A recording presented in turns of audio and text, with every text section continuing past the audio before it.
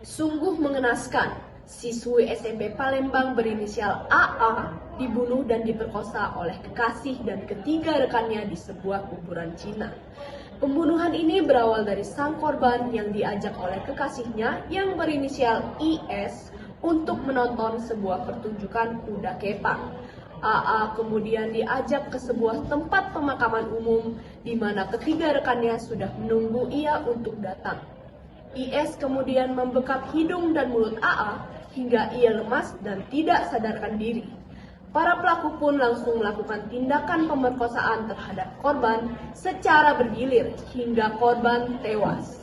Lebih mengenaskan lagi, kasus ini tidak ditindaklanjuti oleh hukum karena para pelaku merupakan anak di bawah umur. Padahal kejadian ini tentunya sangat merugikan bagi korban dan juga keluarganya yang ditinggalkan. Seharusnya pihak berwajib mampu memberikan keadilan bagi korban dan mampu memberikan gambaran bahwa hukum yang seharusnya berlaku di Indonesia tidak selemah itu.